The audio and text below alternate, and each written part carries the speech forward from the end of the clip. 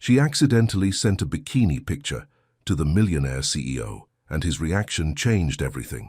Before we explore all the details of this incredible story, tell us where you're following us from and the time. Subscribe to the channel so you don't miss a thing, and let's embark on this journey together. She knew she shouldn't have been so careless with her phone, but sometimes fate has its own plans. The morning sun filtered through the floor-to-ceiling windows of the 42nd floor, casting geometric shadows across the pristine marble lobby of Dempsey Industries. The building hummed with the quiet efficiency of New York's financial district, where million-dollar decisions were made before most people had their first cup of coffee. Tasha stepped out of the elevator, her heels clicking against the polished floor with practiced confidence. At 28, she carried herself with the poise of someone who had learned to navigate corporate America with grace and determination. Her rich mahogany skin glowed under the office lighting, and her natural hair was styled in a sleek, low bun that perfectly complemented the structured lines of her navy blazer.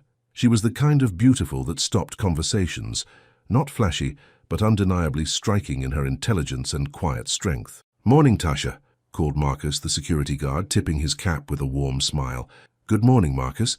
How's little Sophia doing with her piano lessons?" "Getting better every day, thanks for asking. That book you recommended really helped." Tasha smiled genuinely. She had that gift, remembering the small details about people that made them feel seen. It was one of the many reasons she excelled as an executive assistant, though she sometimes wondered if people noticed her mind as much as they appreciated her organizational skills. Her phone buzzed as she walked toward her desk, positioned strategically outside the corner office that belonged to Patrick Dempsey, CEO, owner, and the man who had built this empire from a small investment firm his grandfather had left him. The text was from her best friend Riley. "Girl, you have to see this sunset from my trip to Barbados. I'm living my best life over here." Tasha chuckled, remembering her own weekend at Montauk Beach. She had taken a spontaneous trip, something completely unlike her usual plan-to-the-minute lifestyle. The photo she'd snapped of herself in a simple black bikini, laughing as the waves caught her feet, was still saved in her phone. It wasn't provocative, just joyful, natural, the kind of candid shot that captured a rare moment of complete freedom. She settled at her desk, coffee steaming beside her keyboard, and pulled out her phone to respond to Riley. "Wait until you see my beach day. Sometimes us corporate girls need to remember how to have fun too." She scrolled through her photos, found the one from Montauk, and attached it to the message. Her fingers moved quickly. She had 15 minutes before Patrick arrived, and she wanted to clear her personal messages before diving into the day's agenda. She hit send.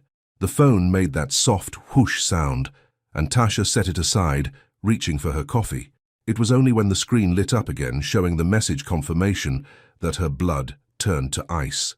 Message sent to Patrick Dempsey. "No," she whispered, her coffee mug frozen halfway to her lips. "No, no, no." Her hands shook as she grabbed the phone, staring at the confirmation that made her stomach plummet to somewhere around the building's basement level. The photo, her photo in a bikini, laughing and carefree, had just landed in her boss's inbox. Patrick Dempsey, the man who could fire half the building with a single email, the man whose dating life was constantly speculated about in business magazines, who had been voted one of New York's most eligible bachelors for 3 years running, who never mixed business with personal anything. Tasha's mind raced through damage control scenarios. Delete the message. Impossible, it was already delivered. Pretend it never happened. Also, impossible. Patrick read every message immediately. Quit before he saw it. Her rent was due next week. "Think, Tasha, think," she muttered, pulling up his contact to send a follow-up message. But what could she possibly say? "Sorry, wrong person. Please ignore my beach body." The elevator chimed across the hall. Tasha looked up to see Patrick Dempsey stepping onto the floor, and her heart forgot how to beat properly. At 36, he was the kind of handsome that belonged in magazines, tall and lean with an athlete's build that his perfectly tailored charcoal suits couldn't quite hide. His dark hair had just enough gray at the temples to suggest wisdom beyond his years, and his green eyes held an intensity that could dissect a business proposal, or apparently make her forget how to breathe. He walked with the quiet confidence of someone who had never doubted his place in the world, never questioned whether he belonged in the rooms where he made decisions that affected thousands of lives. "Good morning, Tasha," he said, his voice carrying that slight gravelly quality she'd noticed after his morning runs in Central Park, a routine she only knew about because she scheduled his calendar around it. "Good morning, Mr. Dempsey," she managed, hoping her voice sounded steadier than she felt. He paused at her desk, and for a terrifying moment, she thought he might mention the photo. Instead, he simply said, "The Morrison contracts need to be reviewed before 10. And cancel my lunch with Henderson. Something more urgent came up." "Of course, anything else?" His eyes lingered on her face for just a second longer than usual, but his expression remained unreadable. "That's all for now." He disappeared into his office, and Tasha exhaled a breath she didn't realize she'd been holding. Maybe he hadn't seen it yet. Maybe there was still time to figure out how to explain, or pray, or possibly relocate to a different continent. 20 minutes passed. 30. Tasha threw herself into work, reorganizing files that didn't need reorganizing, answering emails with unusual enthusiasm. Every time her phone buzzed, her heart performed another gymnastics routine. At 10:47 a.m., Patrick's office door opened. "Tasha, could you step in here for a moment?" Her legs felt like water, but she forced herself to walk steadily into his office. The space was a study in controlled luxury, dark wood, leather chairs, and windows that offered a view of Manhattan that most people only saw in movies. Patrick stood behind his desk, hands in his pockets, looking out at the city skyline. "Close the door, please." Oh God, this was it. This was how her career ended. Not with poor performance or office politics, but with a bikini photo sent to the wrong contact. "I received an interesting message from you this morning," he said, still facing the window. Tasha's mouth went dry.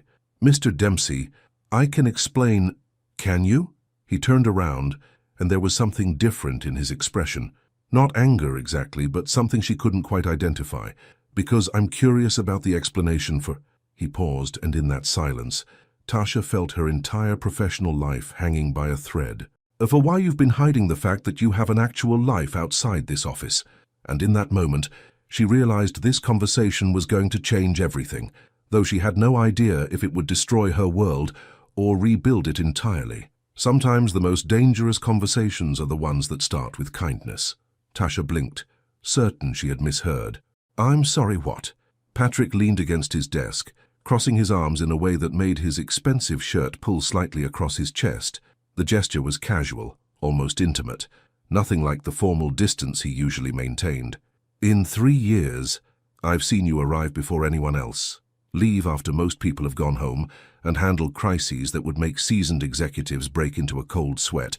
But I've never seen you relaxed." His green eyes held hers steadily. "Happy, even."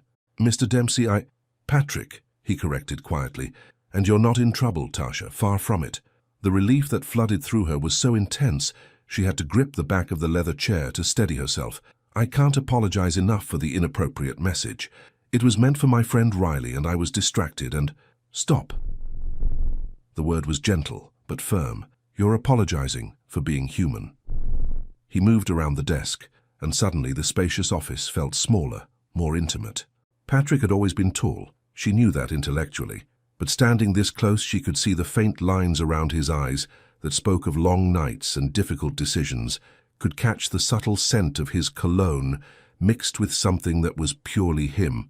"Do you know what I thought when I saw that photo?" he asked. Tasha shook her head, not trusting her voice. "I thought, there she is, the real Tasha. Not the polished professional who never lets her guard down, not the woman who apologizes for taking lunch breaks. Just you." Her heart was doing things that definitely weren't covered in the employee handbook. "I don't understand." Patrick was quiet for a long moment, studying her face with an intensity that made her skin warm. "You've worked here for 3 years. In all that time, you've never taken a sick day, never complained about overtime, never asked for anything beyond what you've earned. You handle my schedule better than I do.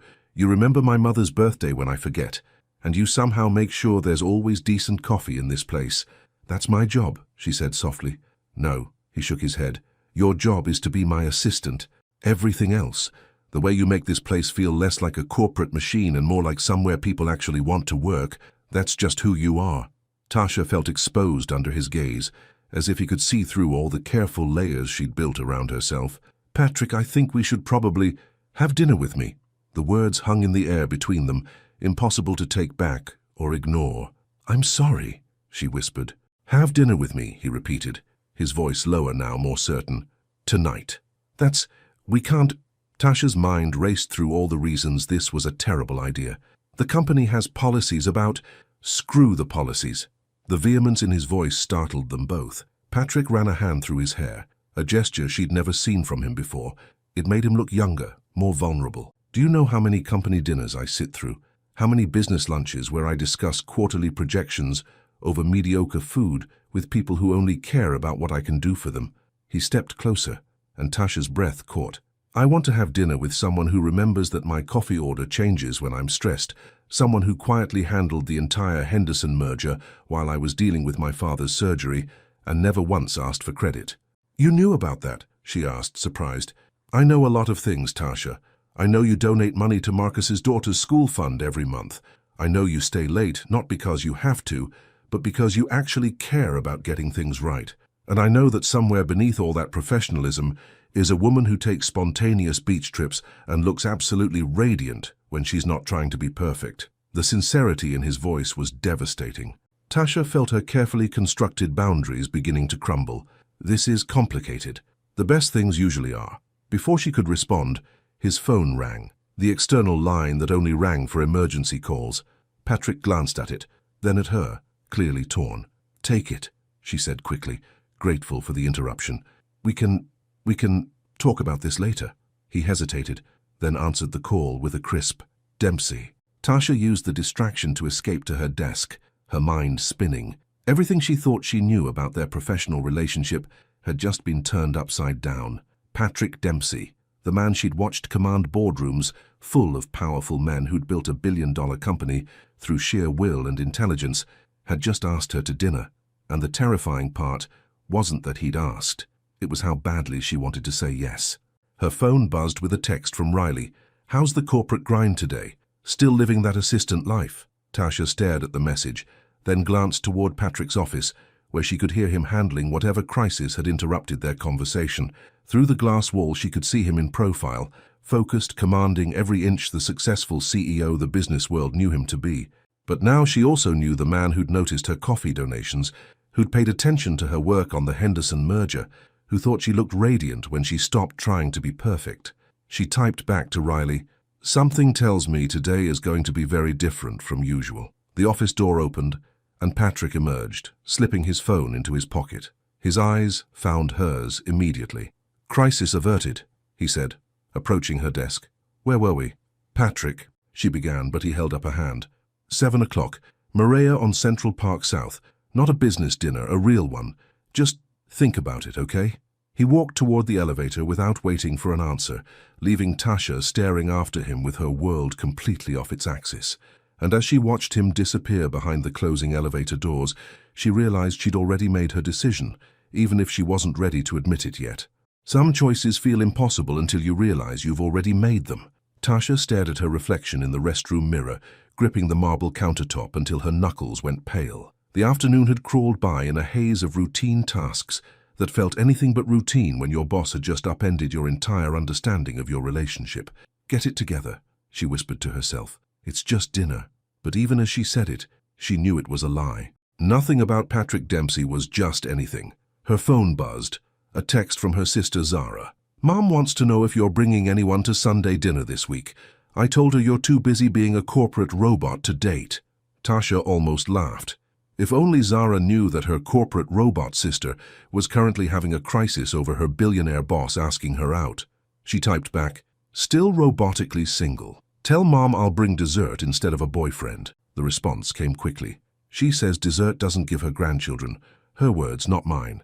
This time Tasha did laugh, though it came out shaky. Her family lived in a comfortable middle-class neighborhood in Queens, where her mother ran a small accounting practice and her father taught high school history. They were proud of her success, but they also worried that she'd lost herself somewhere in the Manhattan skyline. Maybe they weren't wrong. She checked the time, 4:30 p.m. 2.5 hours until 7 o'clock. 2.5 hours to decide whether she was brave enough to cross a line she'd spent 3 years carefully avoiding. Back at her desk, Tasha tried to focus on quarterly reports, but her eyes kept drifting to Patrick's office. He was on a conference call, gesturing animatedly as he spoke to someone on his headset. She'd seen him like this hundreds of times, but now she noticed things she'd trained herself to ignore. The way his jaw tensed when he was concentrating, how he loosened his tie when a call ran long, the rare smile that transformed his entire face when a deal went well. "Earth to Tasha," came a voice behind her.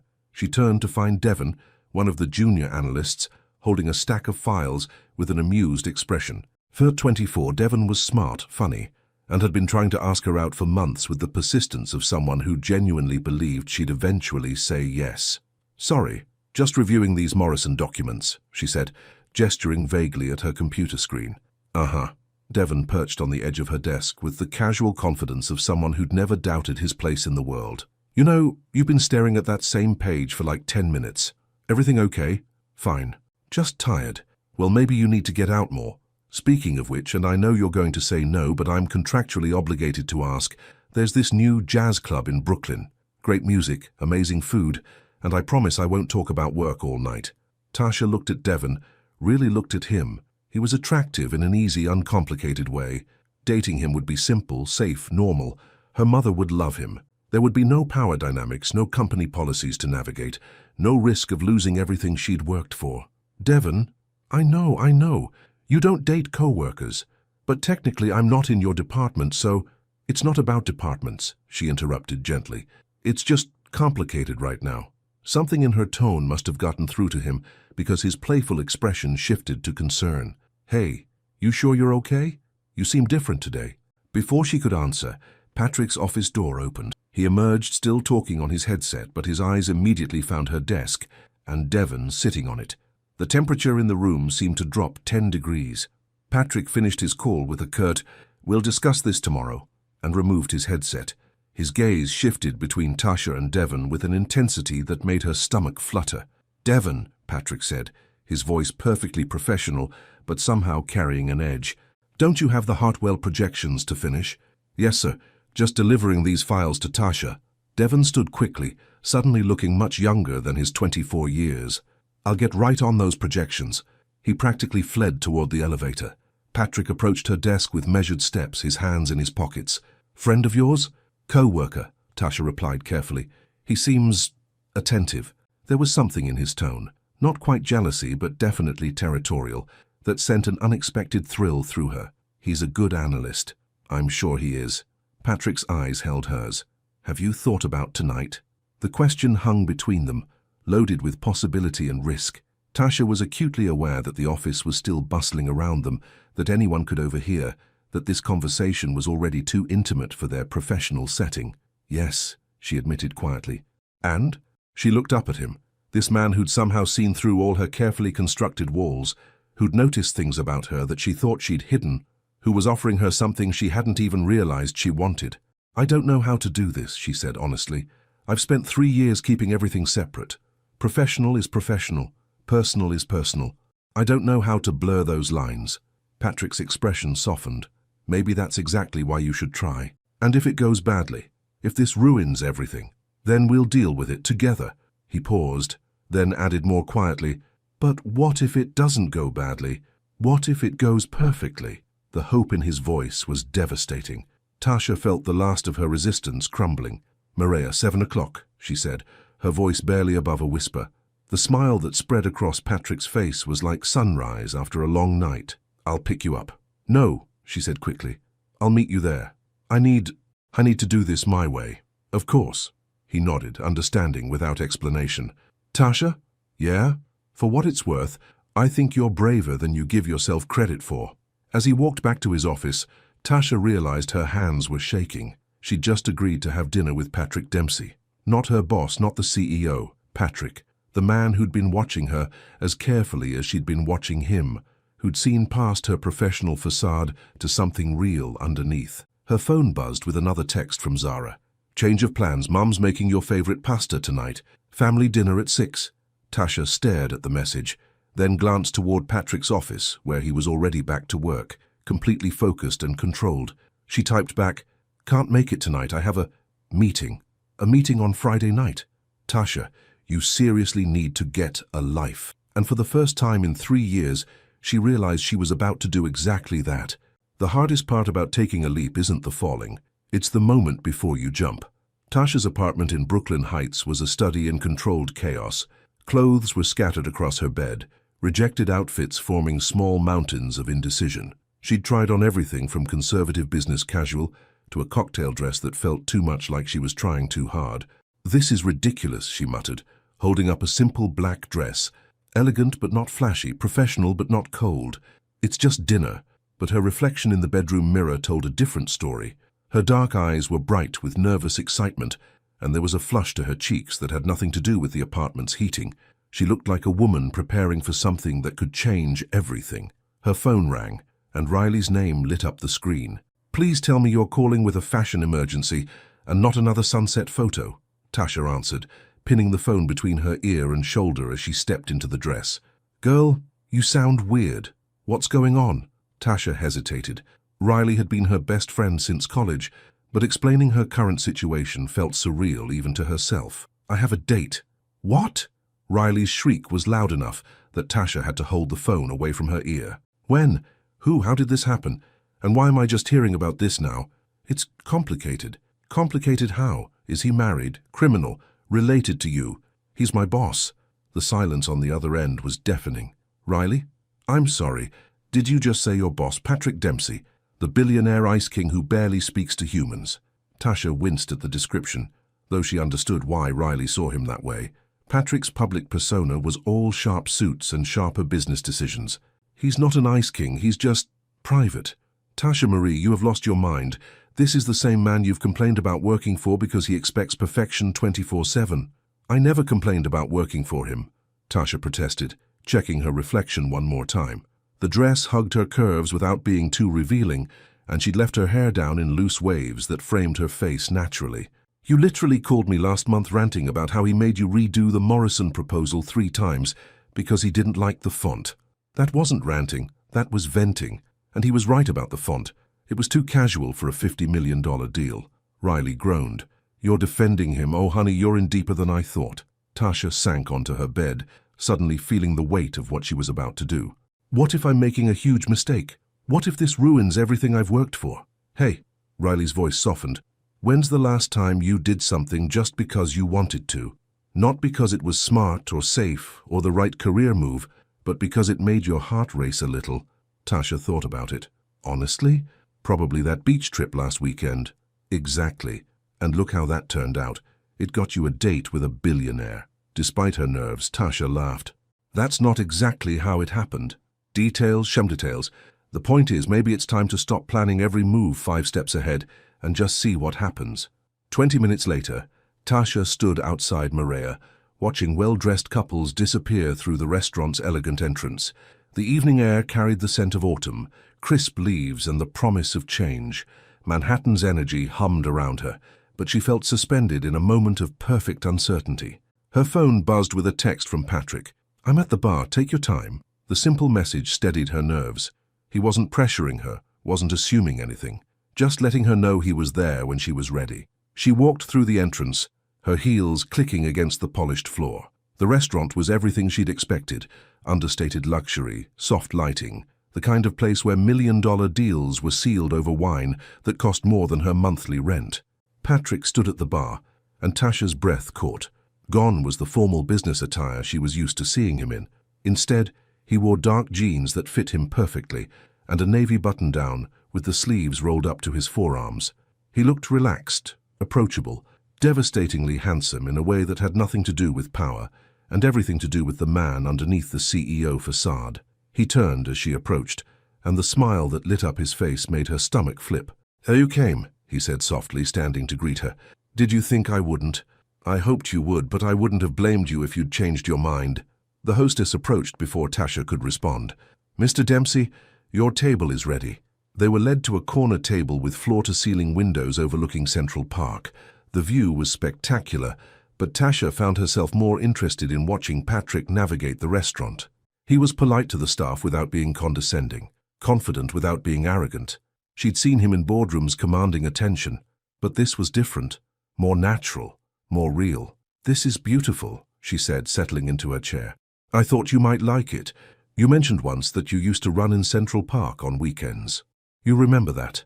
The conversation had been months ago, a casual comment she'd made while scheduling his morning meetings. "I remember most things you tell me, Tasha." His green eyes held hers across the table. "The question is, what else don't I know about you?" The waiter appeared with wine menus, and Patrick ordered a bottle of something Italian that Tasha had never heard of. As they waited, she found herself really looking at him, not as her boss, but as Patrick. There were laugh lines around his eyes she'd never noticed, and when he smiled, there was a boyish quality that made him seem younger than his 36 years. "This is strange," she admitted. "Good strange or bad strange? I'm not sure yet." She paused as the wine arrived, waiting until they were alone again. "I keep expecting you to start talking about quarterly projections or the Henderson merger." Patrick laughed, a rich sound that sent warmth through her chest. "No business talk tonight. I want to know about the woman who takes spontaneous beach trips and looks like she's discovered something wonderful. It wasn't that spontaneous. I planned it for weeks, but you went alone. That takes courage. Or desperation for some time away from spreadsheets. Maybe both." He raised his wine glass. "To beach trips and beautiful mistakes." Tasha felt heat rise in her cheeks as she clinked her glass against his. "To taking chances, I suppose." And as the wine warmed her from the inside, and Patrick's genuine laughter filled the space between them, she began to understand that some risks were worth taking, even if you couldn't see where they would lead. The most intimate moments happen when we stop pretending to be perfect. 2 hours later, their dinner plates had been cleared, but neither Patrick nor Tasha seemed eager to leave. The restaurant had grown quieter as the evening progressed, and their corner table felt like its own private world, insulated from the rest of Manhattan by wine, laughter, and the kind of conversation that revealed layers neither had expected to share. "So let me get this straight," Patrick said, leaning back in his chair with an amused smile. "You have a master's degree in business administration, you speak 3 languages fluently, and you once talked a potential investor out of backing our biggest competitor. But you're telling me you're just an executive assistant?" Tasha swirled the wine in her glass, avoiding his gaze. "I like what I do. There's satisfaction in making sure everything runs smoothly." "That's not what I asked." His voice was gentle but persistent. "Why are you hiding behind that job title when you could be running your own company?" The question hit closer to home than she'd expected. Tasha had asked herself the same thing countless times, usually at 2 a.m. when she couldn't sleep, and her mind wandered to all the paths she hadn't taken. "Maybe because it's safer," she admitted. "I grew up watching my parents work twice as hard as everyone else just to prove they belonged. My mom built her accounting practice from nothing, but she still gets clients who are surprised she knows what she's doing. My dad has been teaching for 15 years, but he still gets parents who request a more experienced teacher for their kids." Patrick's expression grew serious.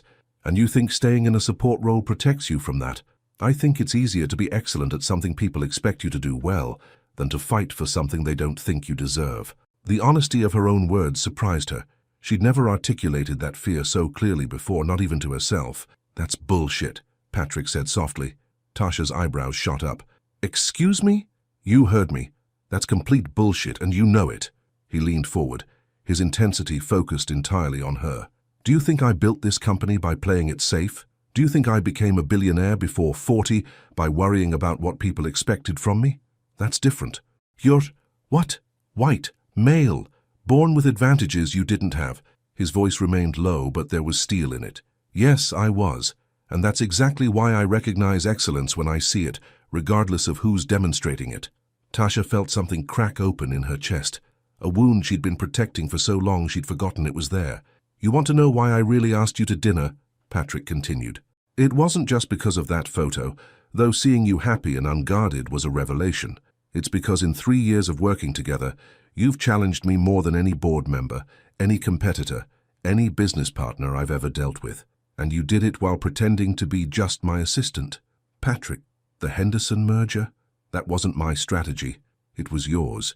You left those suggestions on my desk every morning until I was smart enough to listen. The Morrison contracts. You caught the liability clause that would have cost us millions. The Hartwell deal that everyone said was impossible. You figured out how to make it work." Tasha stared at him, speechless. She'd thought she'd been subtle, thought she'd been careful to frame her ideas as questions or observations rather than directives. "You knew," she whispered. "I've known for a long time. The question is, when are you going to know it?" The waiter appeared discreetly to refill their wine glasses, giving Tasha a moment to process Patrick's words. When they were alone again, She found herself looking at him with new eyes, not as the demanding boss she'd spent 3 years trying to please, but as a man who'd been paying attention in ways she'd never realized. "Why didn't you say anything before?" she asked.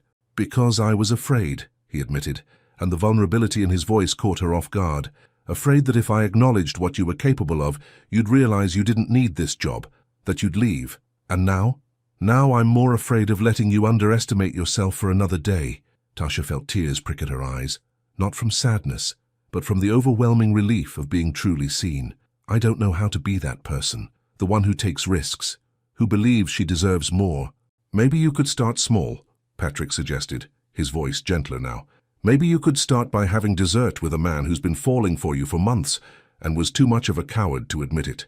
The words hung between them like a bridge neither could cross back over.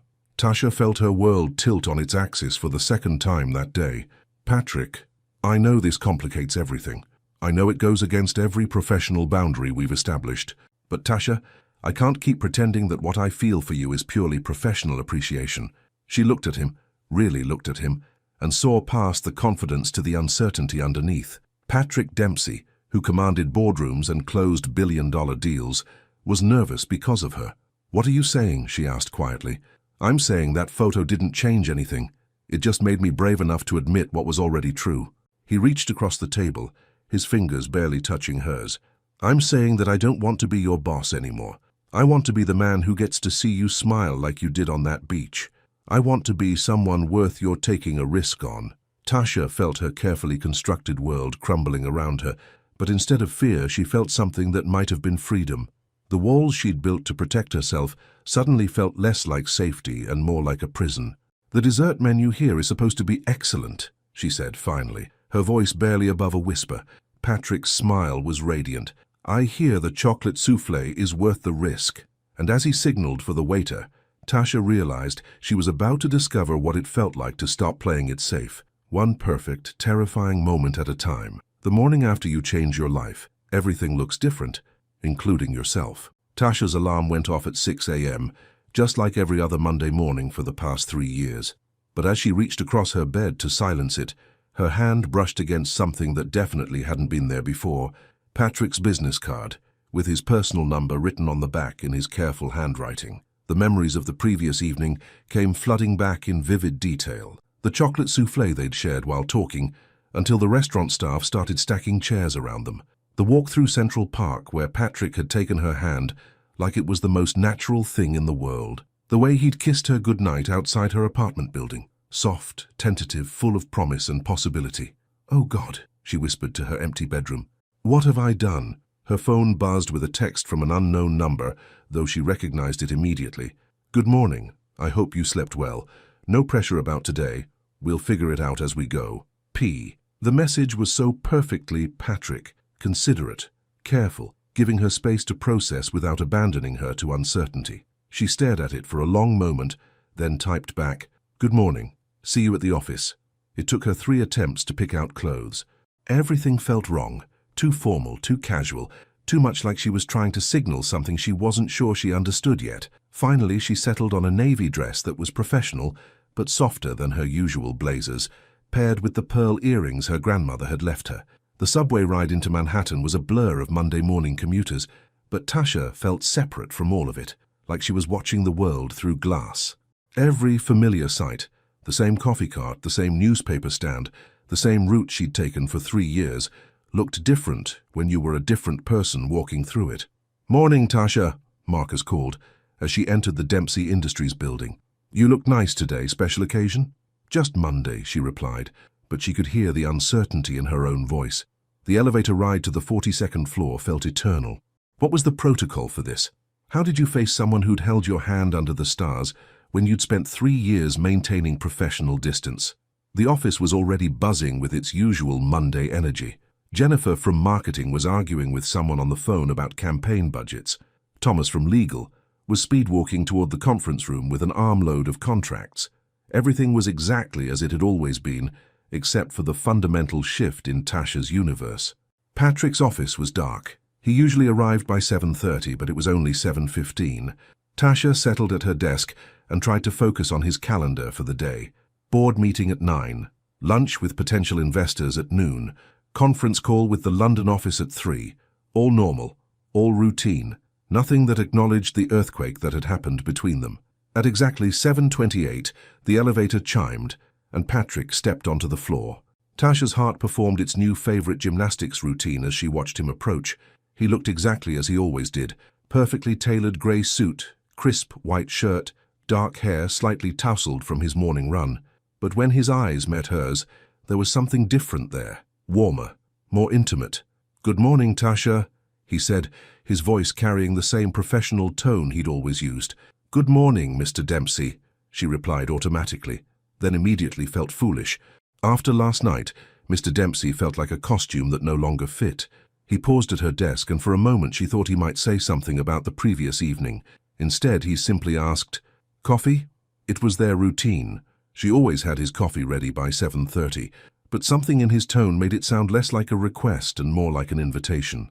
"Of course," she said, standing to retrieve it from the small kitchen area. As she prepared his usual, black, no-sugar Ethiopian blend, she became aware that he'd followed her into the kitchen. They were alone for the first time since he'd kissed her goodnight. "How are you feeling?" he asked quietly, leaning against the counter. "Confused," she admitted, not looking at him as she stirred his coffee. "Nervous, like I'm pretending to be someone I was yesterday." "You're not pretending. You're just being yourself in a new situation." She finally looked up at him. "How do we do this, Patrick? How do we be whatever this is and still work together?" "Carefully," he said, honestly, and probably with a lot of trial and error. Before she could respond, Devon appeared in the kitchen doorway, looking harried and clutching a tablet. "Oh, sorry," he said, glancing between them with obvious curiosity. "Didn't realize you were both. I just needed coffee." "Of course," Tasha said quickly, stepping away from Patrick. "I was just finishing up." She handed Patrick his coffee, their fingers brushing for just a moment, long enough for her to feel the warmth of his skin, short enough that Devon probably didn't notice. "Thank you," Patrick said, his voice perfectly professional again. To Devon, he added, "How are those Hartwell revisions coming along?" "Almost finished, sir. Should have them to you by 10. "Excellent." Patrick walked back toward his office, leaving Tasha alone with Devon, who was studying her with obvious interest. "You seem different today," Devon observed, pouring himself coffee from the machine. "Do I?" Tasha tried to keep her voice light. "Yeah. Happier, maybe? Did you have a good weekend?" The question was innocent, but Tasha felt heat rise in her cheeks. "It was eventful." "Well, whatever you did, it agrees with you. You're practically glowing." Before Tasha could figure out how to respond to that, her phone rang. She escaped back to her desk, grateful for the interruption. "Patrick Dempsey's office, this is Tasha." "Tasha, it's Catherine Morrison. Is Patrick available? We need to discuss the quarterly projections before the board meeting." "Let me check his schedule," Tasha said, pulling up his calendar even though she already knew he was free. It gave her something to focus on, besides the way Patrick was watching her through his office window. The morning passed in a blur of routine tasks that felt anything but routine. Every interaction with Patrick was charged with new meaning. The way he said thank you when she brought him documents, the careful distance he maintained when others were around, the text he sent at 10:30 that simply said, "You're doing great." It wasn't until her lunch break that the reality of her situation fully hit her. She was sitting in her usual spot in the small park across from the building, eating a salad and trying to process the past 18 hours, when her phone rang. "Zara," she answered, grateful for her sister's timing. "Okay, what's going on? You missed Sunday dinner, you've been weird all week, and Mom is convinced you're having some kind of crisis."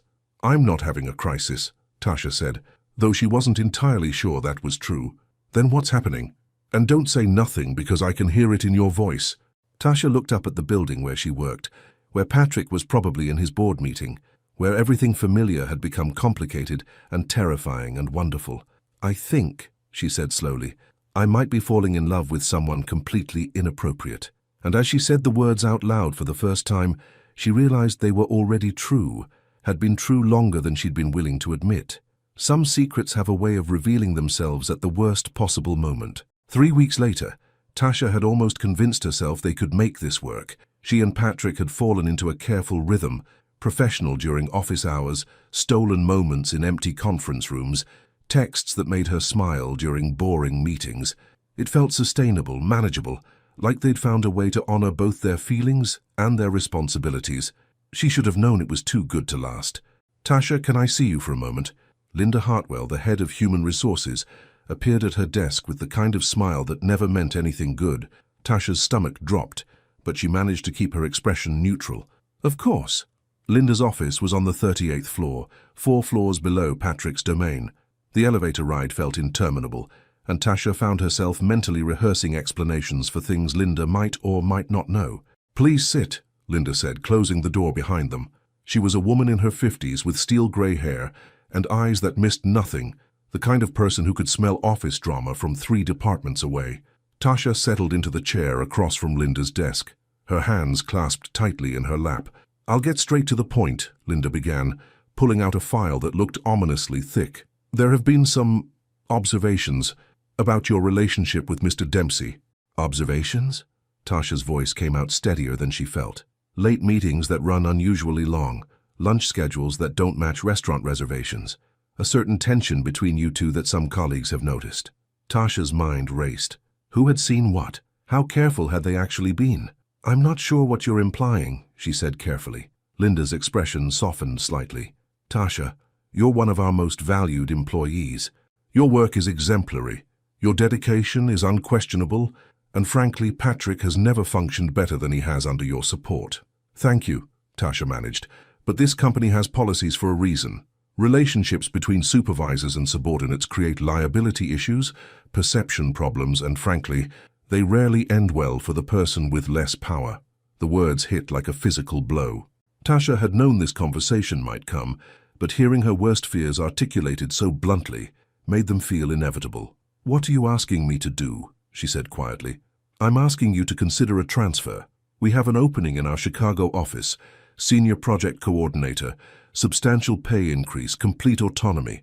It would be a fresh start, away from any complications. Chicago, 2,000 miles away from everything she'd built, everyone she cared about, away from Patrick. And if I don't want to transfer?" Linda's pause said everything. "Then we'll need to have a more formal conversation about maintaining professional boundaries." Tasha felt the walls closing in around her. "Can I think about it?" "Of course. But Tasha, don't think too long. These situations have a way of resolving themselves, and it's usually better for everyone if the resolution is proactive rather than reactive." The elevator ride back to the 42nd floor was a blur. Tasha's hands were shaking as she sat down at her desk, trying to process what had just happened. Through Patrick's office window, she could see him on a conference call, animated and focused. He caught her eye and smiled, the small, private smile that had become her favorite thing about their new normal. Her phone buzzed with a text from him. "Dinner tonight? I have something I want to discuss with you." Under normal circumstances, the message would have filled her with anticipation. Now it felt like a cruel joke. She typed back, "We need to talk, but not here." The response came quickly. "Everything okay? I'll explain later." The afternoon crawled by. Tasha threw herself into work, organizing files with unnecessary precision, responding to emails with robotic efficiency, anything to avoid thinking about the choice Linda had laid out for her. At 6 o'clock, Patrick emerged from his office. The floor was mostly empty, just a few dedicated workaholics and the cleaning crew. "Ready to go?" he asked, approaching her desk. "Patrick," she began, then stopped. "How did you tell someone you were falling in love with that it might all be over?" "Hey." His voice was gentle, concerned. "What's wrong?" "Not here," she said quickly, glancing around the office. "Can we go somewhere private?" 20 minutes later, they were sitting in Patrick's car in the parking garage beneath the building. The concrete walls felt appropriately tomb-like for the conversation Tasha was about to have. "Linda Hartwell called me into her office today," she began without preamble. Patrick's jaw tightened. "What did she say?" "Someone's been watching us, talking. She offered me a transfer to Chicago."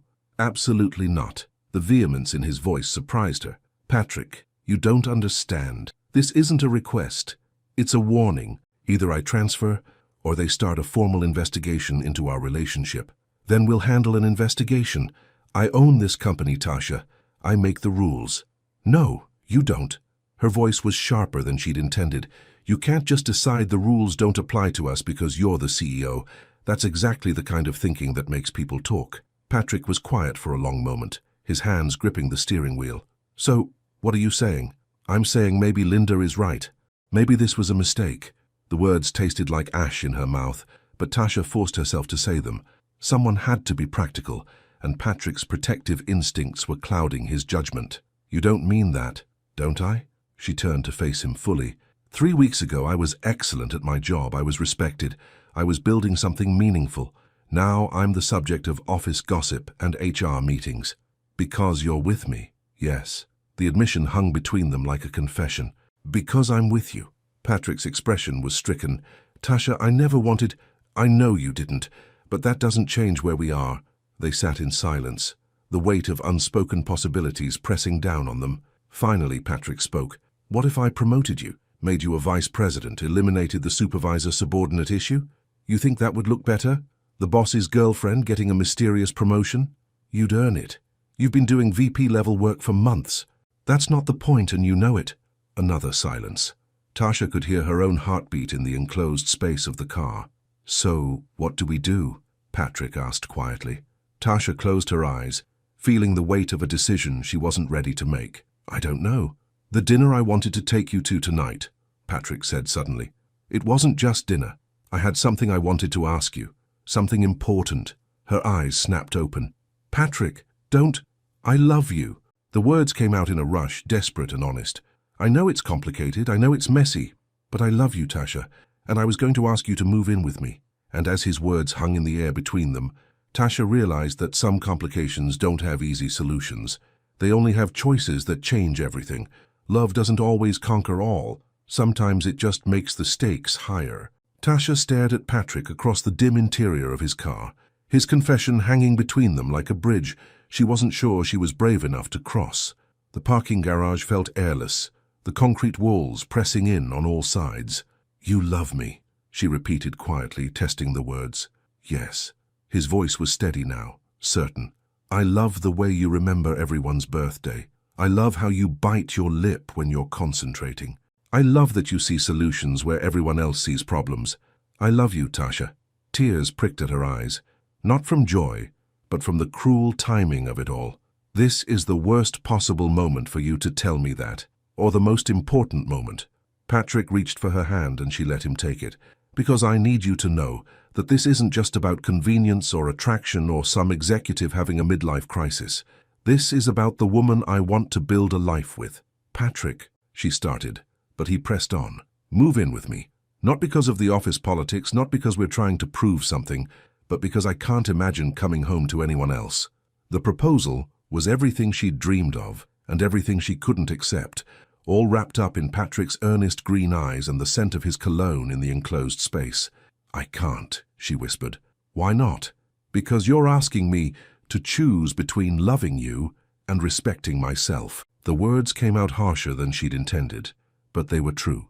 "You want me to move in with you while I'm facing a forced transfer because we couldn't keep our relationship professional? While people are already saying I've slept my way into your good graces?" Patrick's face darkened. "Who said that? It doesn't matter who said it. What matters is that it's being said." Tasha pulled her hand free, immediately missing the warmth of his touch. "Han, the longer this goes on, the worse it's going to get. So we make it public. We tell everyone we're together. Deal with the consequences honestly. Easy for you to say. You're the CEO. In the worst-case scenario, you face some board scrutiny and move on. I become the cautionary tale they tell at HR seminars." The silence that followed was deafening. Patrick stared out the windshield, his jaw working as he processed her words. "You think I don't understand what this costs you," he said finally. "I think you understand intellectually, but you don't feel it. You've never had to worry about whether people respect your professional accomplishments or assume you earned them on your back." The crude language made Patrick flinch, which was exactly what Tasha had intended. She needed him to understand the stakes, even if it hurt. "So what are you saying?" he asked. "That this was all a mistake? That we should just pretend the last month never happened?" "I'm saying maybe we moved too fast. Maybe we should have thought this through before we let it get this far. Tasha, look at me." His voice was gentle but insistent. When she met his eyes, she saw pain there, but also determination. "Do you love me?" The question was a trap and a lifeline all at once. Tasha felt the truth of it in every cell of her body, the way her heart raced when he walked into a room, the way his laugh could turn her worst day around, the way she'd started planning her future with him in it, without even realizing it. "Yes," she admitted, the word barely audible. "God help me. Yes. Then we'll figure the rest out. Together." What if we can't? What if loving you ruins everything I've worked for? Patrick was quiet for a long moment, and when he spoke, his voice was different, older, sadder. Then, I'll let you go. The words hit her like a physical blow. What? If staying with me means destroying your career, your reputation, everything you've built, then I'll step back. I'll recommend you for the Chicago position myself if that's what it takes. Patrick, no, I love you too much to be the thing that holds you back. His smile was heartbreaking. Even if it kills me to watch you leave. Tasha felt something crack inside her chest. This was what love looked like. Not the grand gestures or romantic dinners, but this quiet willingness to sacrifice everything for someone else's happiness. There has to be another way, she said desperately. Maybe there is, but if there isn't, I need you to know that I'll understand. Whatever you decide, I'll respect it. Her phone buzzed, cutting through the intensity of the moment. A text from Linda Hartwell. Need your decision by tomorrow morning. Sorry for the pressure, but the situation is becoming untenable. Patrick saw her expression change as she read the message. What is it? 24 hours. She wants my answer by tomorrow morning. They sat in silence, the weight of the deadline settling over them like a shroud. Everything they'd built together, all the careful moments, the growing intimacy, the fragile hope for a future, had been reduced to a corporate ultimatum. I should go, Tasha said finally. I need time to think. Patrick nodded, though she could see it cost him. I'll drive you home. No, I need some space. I'll take the subway. She reached for the door handle, but Patrick's voice stopped her. Tasha, whatever you decide, these last few weeks have been the happiest of my life. She turned back to look at him one last time.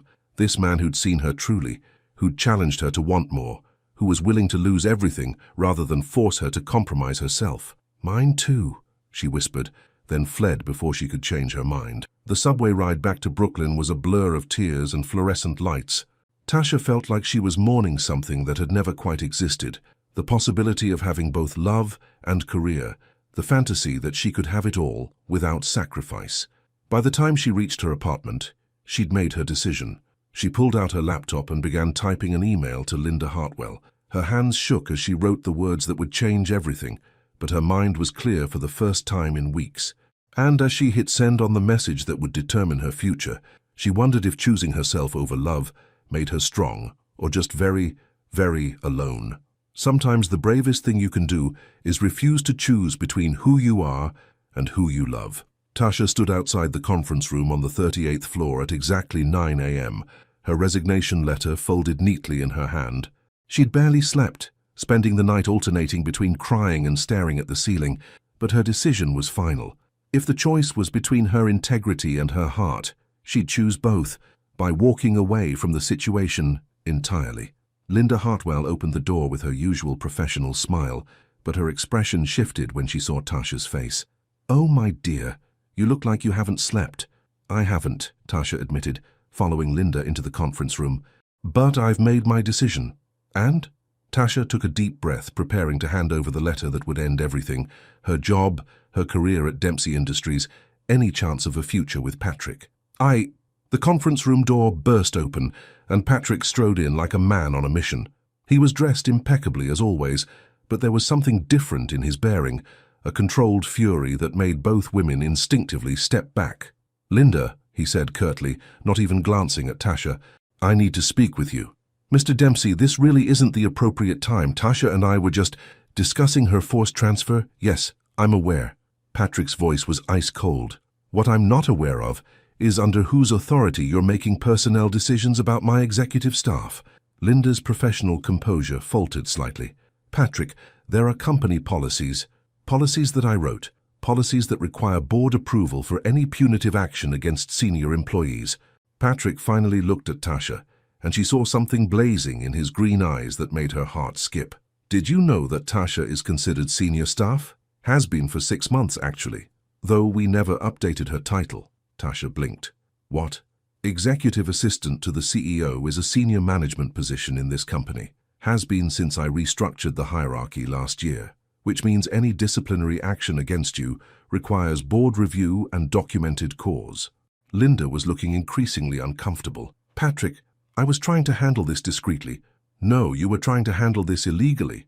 Patrick's voice never rose, but the authority in it was unmistakable. Forcing an employee to transfer based on unsubstantiated gossip, creating a hostile work environment, Do you have any idea what the legal ramifications of this conversation could be?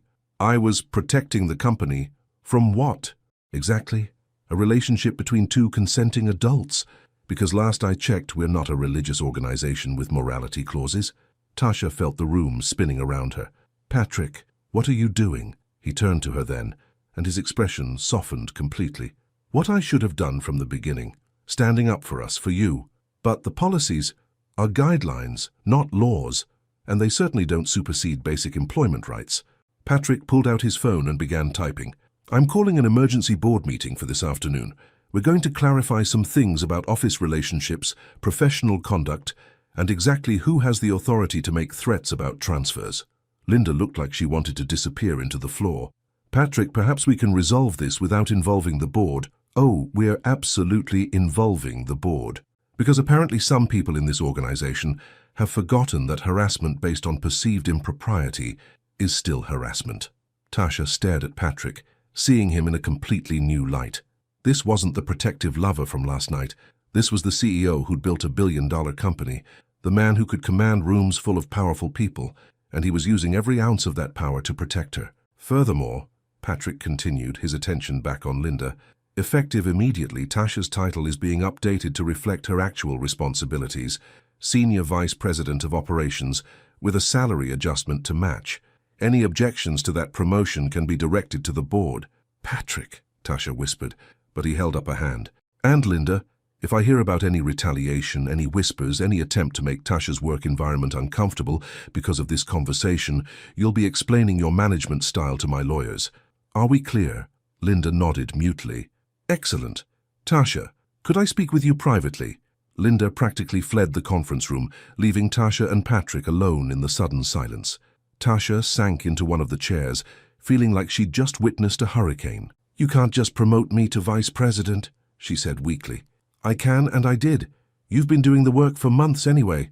Patrick sat down across from her, his corporate armor falling away to reveal the man underneath. Tasha, I'm sorry. I should have protected you from this from the beginning.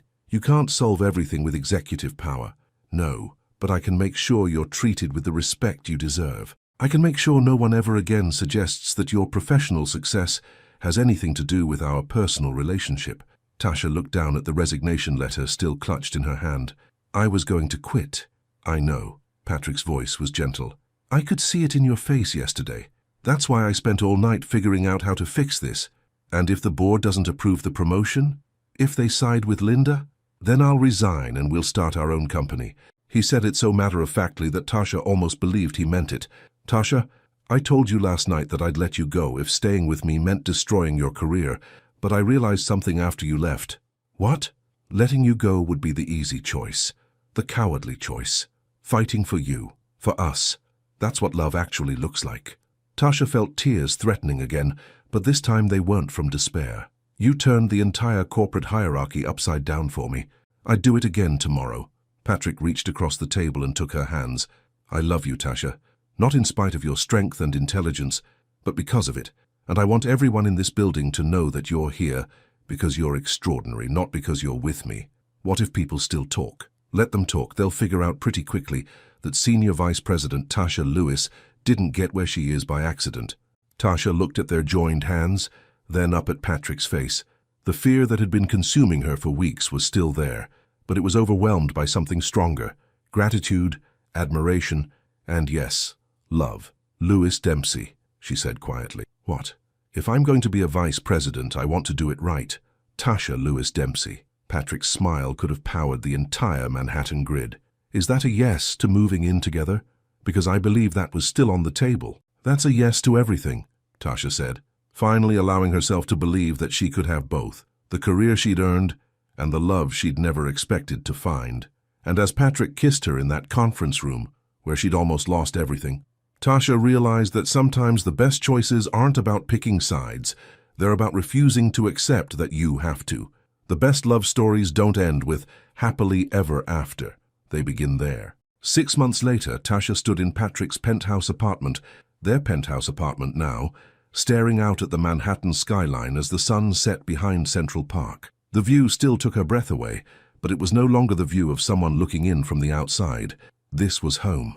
"You're going to be late for your own celebration dinner," Patrick called from the bedroom, his voice carrying that mix of amusement and affection that had become the soundtrack to her new life. "I'm ready," she called back, though she made no move to leave her spot by the window. Tonight was supposed to be about celebrating her first successful quarter as Senior VP of Operations, but Tasha found herself thinking about everything that had led to this moment. The board meeting 6 months ago had been a bloodbath, in the best possible way. Patrick hadn't just defended their relationship. He'd presented a comprehensive review of company policies that resulted in a complete overhaul of HR procedures. Linda Hartwell had been quietly reassigned to a different division, and Tasha's promotion had been approved unanimously. More importantly, she'd proven herself in the role beyond anyone's expectations, even her own. The Morrison account had expanded by 40% under her management. The Chicago office, the same one she'd almost been forced to transfer to, was now begging for her strategies to be implemented nationwide. "Tasha?" Patrick appeared behind her, slipping his arms around her waist. She leaned back against his chest, feeling the solid warmth of him, the security of being known completely.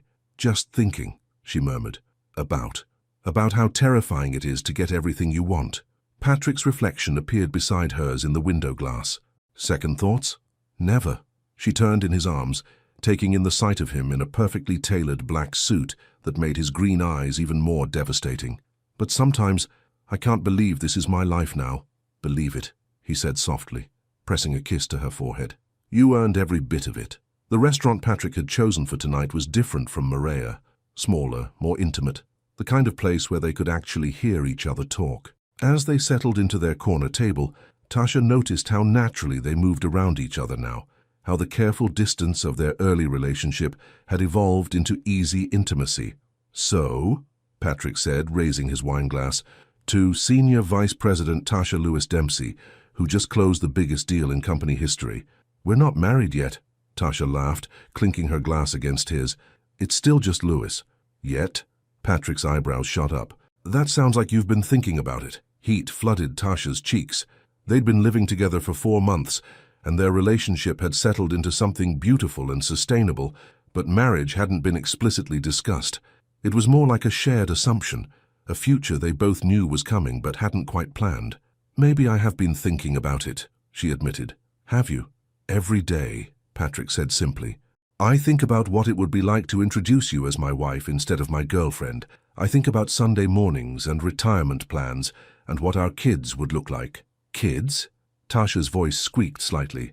2 or 3, smart like their mother, hopefully with your sense of humor and your work ethic." Patrick's smile was soft, dreamy. "They'd probably be CEOs by the time they're 12. "Patrick Dempsey, are you planning our entire future over dinner? Is that a problem?" Tasha considered this. 6 months ago, the idea of someone planning her future would have terrified her. She'd spent her entire adult life carefully controlling every variable, every decision, but with Patrick, the future felt less like something to be managed and more like something to be excited about. "No," she said finally, "it's not a problem." "Good, because I have something I want to ask you." Patrick stood up from the table, and Tasha's heart stopped completely. This wasn't happening. Not here, not now, not— "Tasha," he said, dropping to one knee beside her chair. The entire restaurant seemed to go silent, though that might have been the blood rushing in her ears. "I know this isn't the most original proposal location, and I know we've only been together officially for 6 months, but—" He pulled out a small velvet box, and Tasha felt tears spring to her eyes. "I've been in love with you for so much longer than that. I've been in love with your mind, your kindness, your strength, the way you make everything better just by being there. You've made me a better man, a better leader, a better person." "Patrick," she whispered, but he wasn't finished. "I know you don't need me to take care of you. You're perfectly capable of taking care of yourself. But I want to be the person who gets to celebrate your victories, who holds you when things get hard, who builds something amazing with you." He opened the box, revealing a ring that was absolutely perfect, elegant, but not ostentatious, classic, but uniquely beautiful. Just like everything else about Patrick, it showed how carefully he'd been paying attention. "Tasha Lewis, will you marry me?" The question hung in the air between them, loaded with possibility and promise. Tasha looked down at Patrick, this man who'd seen her truly from the beginning, who'd fought for her when she couldn't fight for herself, who'd helped her believe she deserved everything she'd worked for. "Yes," she said, laughing through her tears. Yes, of course, yes. The kiss that followed was witnessed by a restaurant full of strangers who burst into spontaneous applause, but Tasha barely noticed. All she could focus on was Patrick's hands, shaking slightly as he slipped the ring onto her finger, the way he looked at her like she'd just given him the world. Later, as they walked through Central Park under the stars, Tasha's new ring catching the light from the street lamps, she thought about the photo that had started everything, that spontaneous moment of joy on a beach that had led to a mistaken text, that had led to everything that mattered most. Regrets? Patrick asked, as if reading her thoughts. About what? About accidentally sending that photo to your boss instead of your best friend. Tasha laughed, remembering the panic she'd felt that morning in the office. It seemed like a lifetime ago. No regrets, she said, squeezing his hand. Best mistake I ever made. The best things usually start with mistakes, don't they? Or with being brave enough to see mistakes as opportunities. Patrick stopped walking and pulled her close, right there in the middle of the path where they could see the city lights reflected in the reservoir. I love you, future Mrs. Dempsey. I love you too, future Mr. Lewis Dempsey. And as they kissed under the New York sky, both of them understood that some stories don't end with the wedding proposal. They begin there, with two people who chose to build something beautiful from a single moment of unexpected courage. 2 years later, the beach house in the Hamptons was everything Tasha had never known she wanted. Weathered shingles, wide porches, and windows that let in so much light it felt like living inside sunshine. She stood on the deck, watching the waves roll in as the morning sun painted the sky in shades of gold and pink. Coffee's ready, Mrs. Dempsey, Patrick called from the kitchen, and Tasha smiled at the title she still wasn't quite used to. They'd been married for 8 months now, and she still felt a little thrill every time someone called her by her new name. Though at work she'd kept Lewis Dempsey, a perfect compromise that honored both who she'd been and who she was becoming. Coming, Mr. Dempsey, she called back, taking one last look at the ocean. The view reminded her of that day at Montauk Beach. Was it really only 2.5 years ago, when she'd taken that spontaneous photo that changed everything? Inside, Patrick was plating fresh croissants beside steaming mugs of coffee, still in his pajamas, and looking more relaxed than she'd ever seen him during their corporate days. The kitchen was all white cabinets and marble counters, the kind of space that belonged in magazines, but Patrick had insisted on a breakfast nook with mismatched chairs and a view of the garden. Any regrets about taking the weekend off? He asked, handing her a mug with extra cream, just the way she liked it. From our own company? Never. Tasha settled into her favorite chair, tucking her legs under her, though I still can't believe we actually did it. Lewis Dempsey Consulting had been Patrick's idea, but it had become their shared dream. He'd stepped down as CEO of Dempsey Industries exactly 1 year ago, and they'd launched their own firm specializing in corporate restructuring and executive development. It was smaller than what they'd left behind, but it was theirs, built on their terms with their values. Marcus called yesterday, Patrick said, sitting across from her. His daughter got into Columbia, full scholarship. Really? Tasha's face lit up. Marcus had left Dempsey Industries 6 months after they did, but they'd stayed close. That's incredible. Sophia's going to be an amazing lawyer. He wanted to thank you again for writing her recommendation letter. She earned it herself. Tasha paused, smiling at the memory of the serious 12-year-old who used to practice piano in the building lobby while waiting for her father to finish work. Remember when she told me she was going to be the first person in her family to go to college? And you told her she was going to be the first person in her family to graduate from law school. Confidence is everything, Tasha said, echoing something her mother had told her years ago. Patrick's phone buzzed and he glanced at it with a frown. Riley again. She's very insistent about this lunch next week. She's been weird lately, Tasha agreed. Secretive. I think she's seeing someone new and doesn't want to tell me because he's probably inappropriate in some way. Like a boss? Patrick suggested with a grin. Very funny. Tasha threw a piece of croissant at him. For the record, you were completely appropriate. Just terrible timing. The best things usually have terrible timing. They sat in comfortable silence, reading their respective sections of the newspaper, a Saturday morning ritual they'd developed. Patrick worked through the business section, while Tasha caught up on local news, occasionally sharing interesting headlines across the table. Listen to this, Tasha said, reading from her tablet. Local woman starts foundation to support professional development for women of color. So she's only 26 and already raised $2 million. Sounds like someone you'd want to meet. Already sent her an email. Coffee meeting Tuesday. Tasha looked up at Patrick over her tablet. What? We could use someone like her on our advisory board. I love that you're always thinking 3 steps ahead. I learned from the best. She reached across the table to squeeze his hand. Speaking of which, the presentation for the Morrison Group is ready. Want to practice it this afternoon? On our vacation weekend? It's not vacation, it's remote work. There's a difference. Patrick laughed, bringing her hand to his lips to press a soft kiss to her wedding ring. What did I do to deserve you? Sent an inappropriate text message to the wrong person, Tasha deadpanned. That was you. Details. Later that afternoon, they walked down to the beach, hand in hand. The sand was warm between Tasha's toes, and the ocean stretched endlessly toward the horizon.